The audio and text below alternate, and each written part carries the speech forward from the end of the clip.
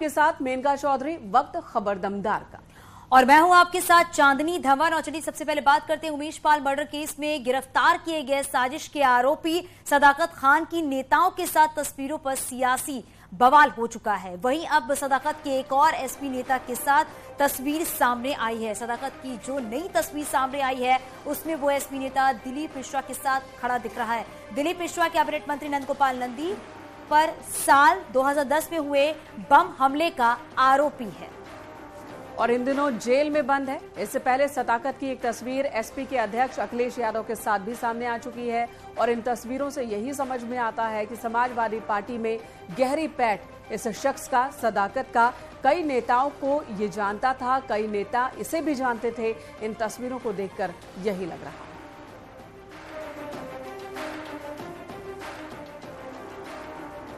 दो तस्वीरें आपके सामने हैं दिलीप मिश्रा के साथ सदाकत की। ये तस्वीर, ताज़ा तस्वीर सामने आई है।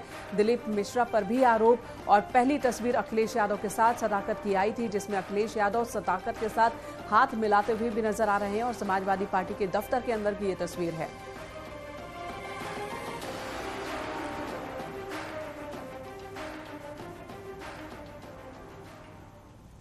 और उमेश पाल शूटआउट कांड में सख्त एक्शन जारी है। इसी कड़ी में पीडीए ने अतीक के करीबी सफदर अली के मकान पर अब बुलडोजर चलाया और उसका 2 मंजिला आलीशान मकान ध्वस्त कर दिया। कसारी मसारी चकिया इलाके में 60 फीट रोड पर यह आलीशान मकान था, जिसकी कीमत करीब 4 करोड़ रुपए बताई जा रही है। आरोप है कि सफदर अली अतीक को हथियारों की सप्लाई करता था। सफदर अली की जानसेनगंज में आर्म्स की लाइसेंसी दुकान है। पीडीए के मुताबिक इस मकान का नक्शा पास नहीं था। सफदर कि मकान पर आज चला बुलडोजर। 1-2 नहीं बल्कि 5 बुलडोजर एक साथ चले और कुछ ही घंटों में इस पूरे के पूरे मकान को धराशायी कर दिया गया। अतीक का करीबी सफदर बताया जा रहा है। इससे पहले कार्रवाई हुई थी और अब ये दूसरा बुलडोजर एक्शन हुआ है। उमेश पाल हत्याकांड के मामले में आपको बता दें 28 फरवरी को नोटिस जारी किया गया था सफदर को कि उसका ये मकान गलत तरीके से बना है और इसके बारे में नोटिस जारी होने के बाद आज कार्रवाई हुई। कड़ी सुरक्षा व्यवस्था के बीच एक्शन देखने को मिला है और उससे पहले कुछ वक्त भी दिया गया था कि अपना सामान आप निकाल लें, जिसके बाद आप देखिए परिवार के लोगों ने सामान निकाला घर से बाहर, फिर बुलडोजर एक्शन शुरू हुआ। तो 3 तस्वीरें लगातार आप अपने टीवी स्क्रीन पर देख रहे हैं। पहली तस्वीर जब बुलडोजर का एक्शन देखने को मिला, दूसरी तस्वीर वो भी आप देख रहे हैं जब बेड ले जाते लोग दिखे, और तीसरी तस्वीर भी आप देख रहे हैं। स्थानीय लोग जो है वो भी वहां पर मौजूद हैं। प्रशासन की कार्रवाई देखने को मिली है। एक के बाद एक लगातार प्रशासन की कार्रवाई देखने को मिल रही है। सफदर बताया जा रहा है अतीक का गुर्गा, जिस पर ये कड़ा एक्शन लिया गया है।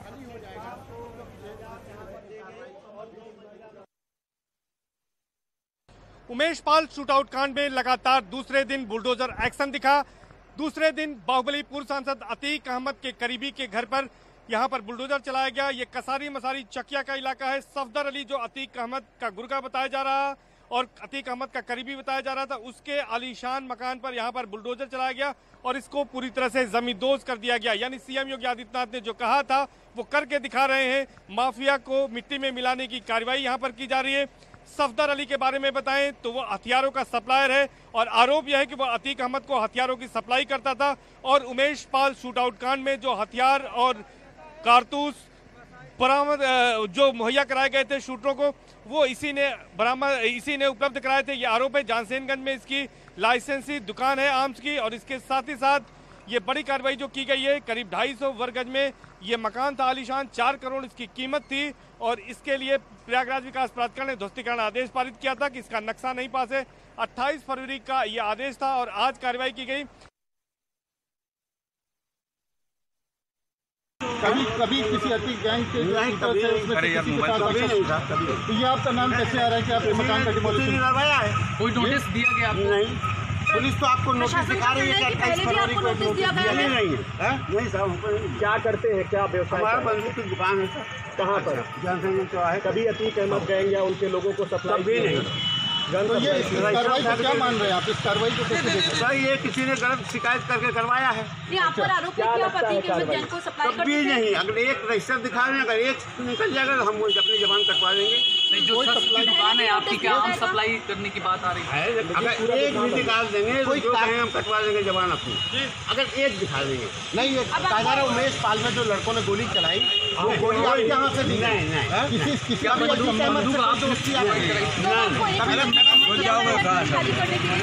मैं क्या करूँगा? बताइए, आप इसको जबरा है, जो चाहिए कर लीजिए, मैं क्या करूँगा? नहीं, कभी कोई अतीक अहमद से कभी नहीं, कोई मेल जो आपने कभी नहीं। इस मोहल्ले में रहता हूँ, नहीं जाता हूँ, बकरीद में भी नहीं जाता हूँ। कभी कोई मुकदमा? अरे आप इन मोहल्ले वालों से पूछ दीजिए, कहीं कोई बता दे, उस मोहल्ले के लोग बता दें। कोई आपकी शॉप किस काम पर है? शॉप किस? कब से आपकी दुकान है? अरे सन 81 से। मैडम थोड़ा सा जमीन के कागजात वगैरह आपके सब रेडी हैं? हाँ, कोई दिक्कत नहीं है, रजिस्ट्री दाखिल खारिज सब आपकी तरह। सफदर की 2 मंजिला इमारत पर बुलडोजर कार्रवाई के बाद अब आर्म्स की लाइसेंसी दुकान भी जांच के दायरे में है। फिलहाल इस दुकान पर ताला लटका हुआ है। बताया जा रहा है कि इस घटना के बाद से आर्म्स की दुकान खुली ही नहीं है। सफदर अली पर अतीक को हथियार सप्लाई करने के आरोप है। पुलिस पूरे मामले की जांच में जुटी है।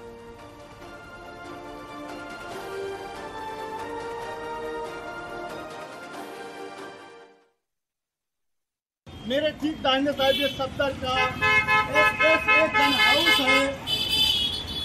तस्वीरों में आप देख सकते हैं कि इस समय सफदर ने अपने गन हाउस पर ताला लगा रखा है। हालांकि पुलिस की टीम यहां आई थी, लेकिन गन हाउस पे ताला लगा होने के चलते वापस लौट गई है। पुलिस का यह मानना है कि कहीं ना कहीं गन हाउस की आड़ में जो लाइसेंसी आर्म्स की दुकान है, इसके आड़ में सफदर माफिया अतीक अहमद को गन की सप्लाई किया करता था, उसे अवैध हथियार मुहैया कराता था। और इससे पहले जफर के मकान पर कार्रवाई हुई थी। संभल के एसपी सांसद शफीकुर रहमान बर्क ने प्रयागराज में जफर अहमद के खिलाफ बुलडोजर एक्शन को गलत बताया है और उस पर सवाल खड़े किए हैं।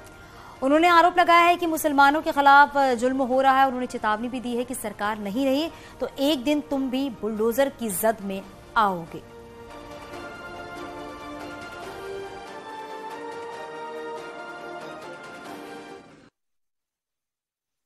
ये तो जुल्म है, ये एक्शन नहीं है बल्कि जुल्म है और ख़ास तौर से मुसलमानों के साथ ये जुल्म किया जा रहा है।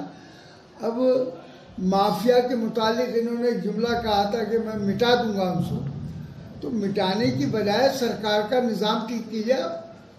कानून मौजूद है हिंदुस्तान के अंदर, तो कानून के हिसाब से काम क्यों नहीं हो रहा? बुलडोजर का what does it mean? Bulldozer, bulldozer से क्या मतलब है? क्या बुलडोजर से सारी दुनिया को मिटा दोगे तुम? है अबे, एक दिन तुम भी अगर इस ओहदे पर न रहे तो तुम भी उसी सफ में आ जाओगे। प्रयागराज में जारी बुलडोजर एक्शन पर सवाल खड़े हो रहे हैं। बीजेपी ने इस कार्रवाई को सही ठहराया है, तो वहीं समाजवादी पार्टी ने इसे गलत बताया और संविधान और कायदे कानून का हवाला देते हुए कहा कि ये पूरी तरह से गलत है। प्रयागराज में उमेश पाल की जिन्होंने हत्या की है या हत्या का षड्यंत्र रचा है, उनके ऊपर कार्रवाई जारी है। एक शूटर इनकाउंटर में मारा गया। कल शाइस्ता परवीन और शूटरों को पनाह देने वाले जफर पर कार्रवाई की गई थी। आज हथियारों के सप्लायर सफदर पर कार्रवाई की गई। देखिए, उत्तर प्रदेश की बिगड़ी हुई कानून व्यवस्था वो पटरी पे आ जाए, गुंडे माफियाओं पे सख्त कार्रवाई हो, ये समाजवादी पार्टी भी चाहती है। लेकिन बुलडोजर वो कभी भी न्याय का प्रतीक नहीं हो सकता। पिछले 6 सालों से भारतीय जनता पार्टी की सरकार है, लगातार बुलडोजर चल रहा है, उसके बाद भी प्रयागराज जैसी घटना हो जाती है, कानपुर जिहाद जैसी घटना हो जाती है। उत्तर प्रदेश की सरकार को अपराधियों पे, गुंडे माफियाओं पे सख्त कार्रवाई करनी चाहिए। और इसी बीच आरोप है कि अतीक अहमद ने बीएसपी शासनकाल में सत्ता का दुरुपयोग कर भू माफियाओं और बिल्डर्स के साथ मिलकर वेस्ट यूपी की जमीनों पर अवैध कॉलोनियां काटी और इससे सरकार को राजस्व का नुकसान हुआ। वहीं आवास विकास की योजना खटाई में पड़ गई है। आरोप के मुताबिक अधिकतर कॉलोनी बिना नक्शे के ही बना दी गई है। न्यूज़ 18 की टीम ने जब आवास विकास के अधिकारियों से बात करने की कोशिश की तो उन्होंने इस मामले से पल्ला झाड़ लिया।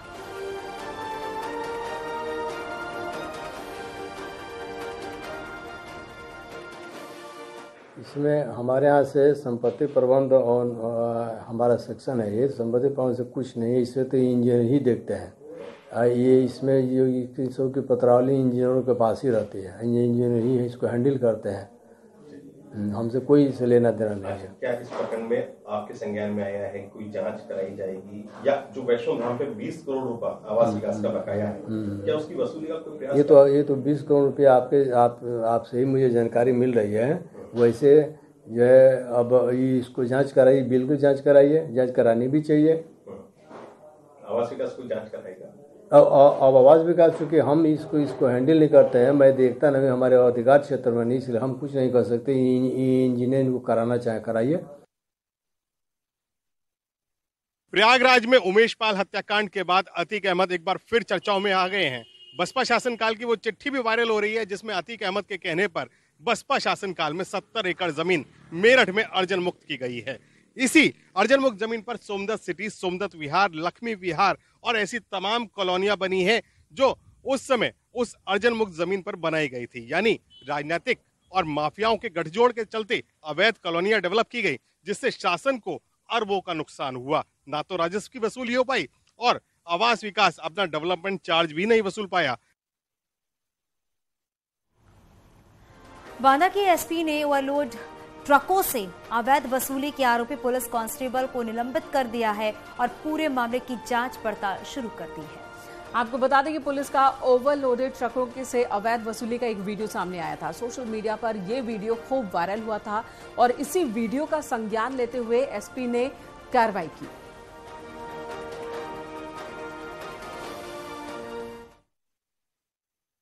कल सोशल मीडिया पर एक आरक्षी जो अतर्रा चुंगी पे तैनात था, वीडियो वायरल हो रहा था।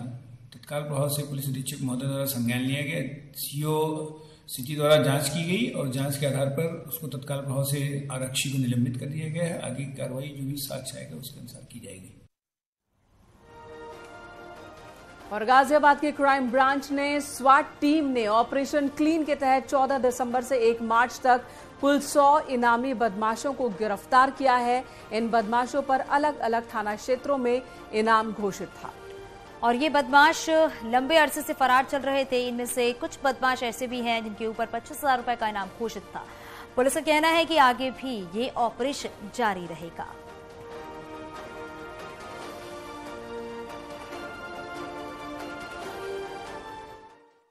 मैक्सिमम पे 25,000 तक के पुरस्कार। केस स्टडी इनफैक्ट अगर आप देखेंगे तो जो भी टारगेट दिए गए थे अधिकतम उसमें से टफ टारगेट से थे। तो सभी केसेस को देखेंगे तो उसमें से अधिकतम आपको जो है कुछ स्पेशल केसेस मिल जाएंगे। और यहाँ रुकेंगे छोटे से ब्रेक के लिए। खबरों का सिलसिला जारी है।